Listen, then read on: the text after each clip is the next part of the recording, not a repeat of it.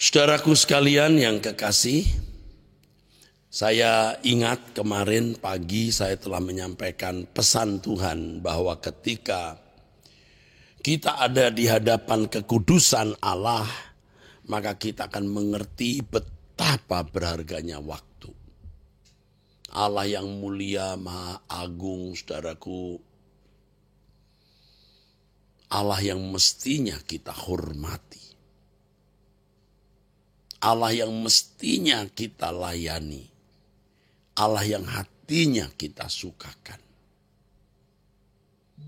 Nah, oleh sebab itu, saudara, pada kesempatan ini juga saya mengajak kita semua menetapkan hati, membulatkan tekad untuk berpihak pada Allah. Untuk berpihak pada Allah. Kalau selama ini tidak jelas kita berpihak ke siapa, kita mau berpihak kepada Allah. Berpihak kepada Allah berarti tidak berpihak kepada siapapun.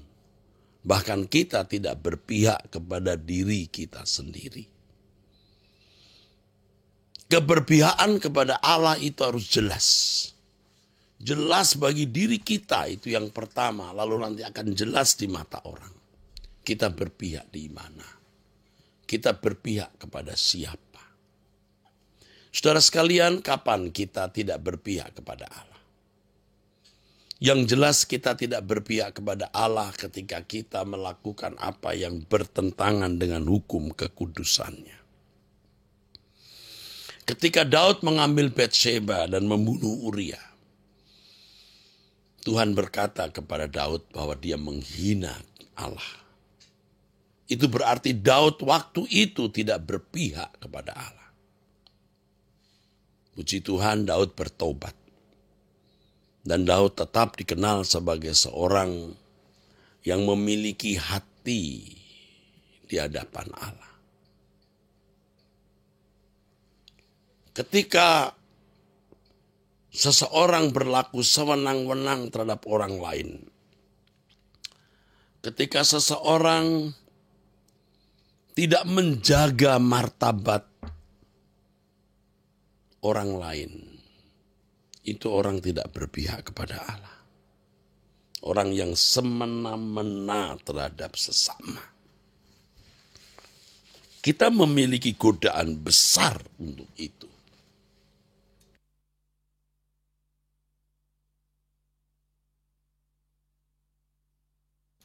Sering kita, karena kita emosi, kita marah, kita menjadi sembarangan terhadap perasaan orang. Kita tidak peduli kepentingan orang lain, kita tidak peduli martabat orang lain. Atau saudara di pihak yang benar, saudara dilukai, saudara membalas. Itu pun juga saudara berarti tidak berpihak kepada Allah. Apapun yang kita lakukan yang melanggar kekudusan Allah itu menunjukkan ketidakberpihakan kepada Allah. Tidak menghormati orang tua, tidak jujur dalam pekerjaan, menipu, ya, bersaksi dusta.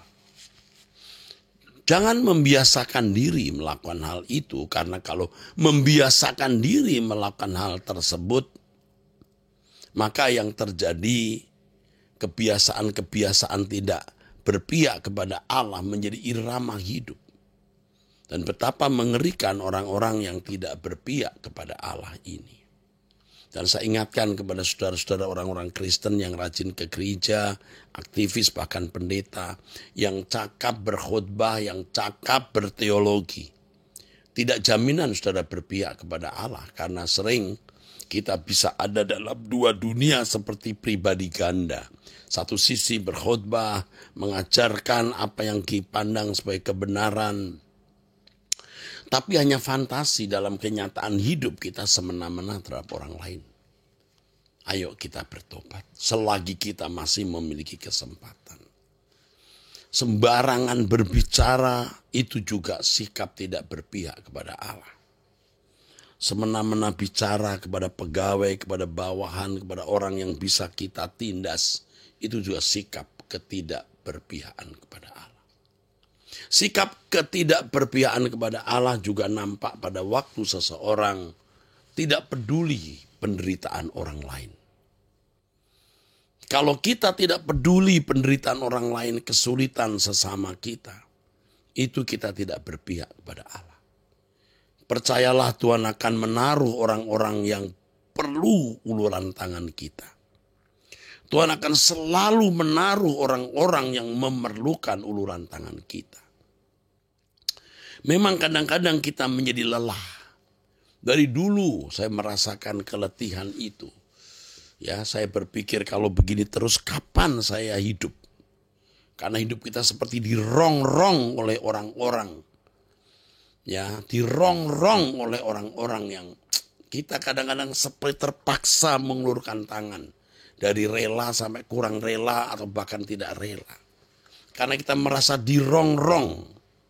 Tapi kalau kita ingat bahwa apa yang kita lakukan untuk saudara kita yang membutuhkan pertolongan, itu sikap keberpihakan kita kepada Tuhan, kita akan rela dirongrong. Kita akan memberi diri dirongrong karena justru rongrongan itu kesempatan kita berpihak pada Allah.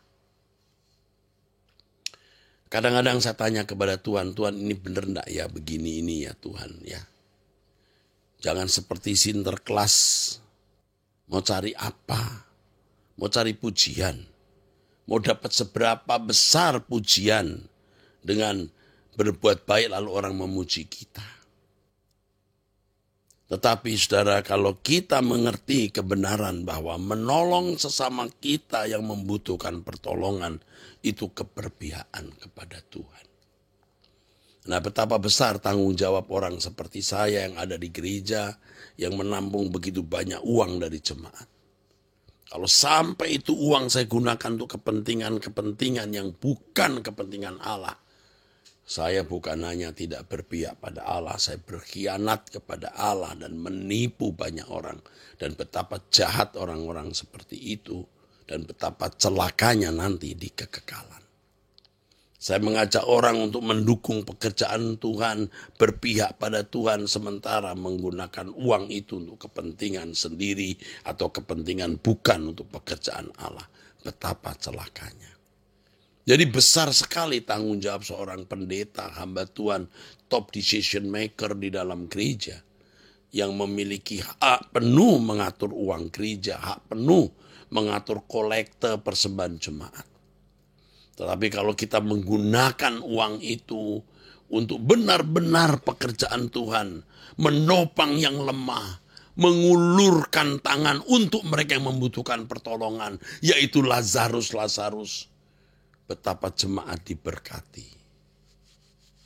Karenanya doakan kami supaya kami diberi Tuhan hikmat dan takut akan Allah, supaya jangan menggunakan uang Tuhan untuk kepentingan yang salah, yang mendatangkan laknat, kutuk, celaka, saudara.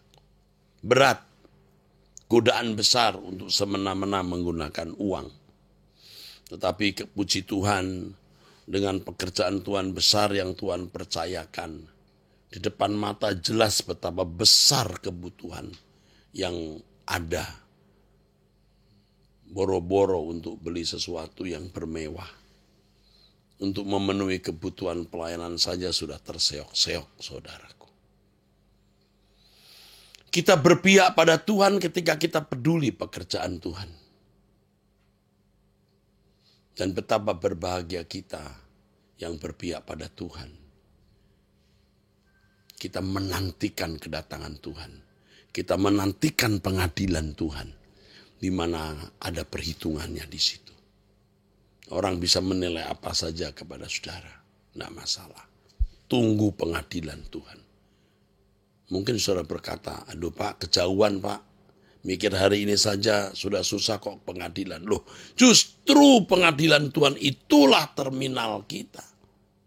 Justru pengadilan Tuhan itulah pelabuhan akhir kita, bukan sekarang. Oke? Oke. Mari kita akhiri dengan doa.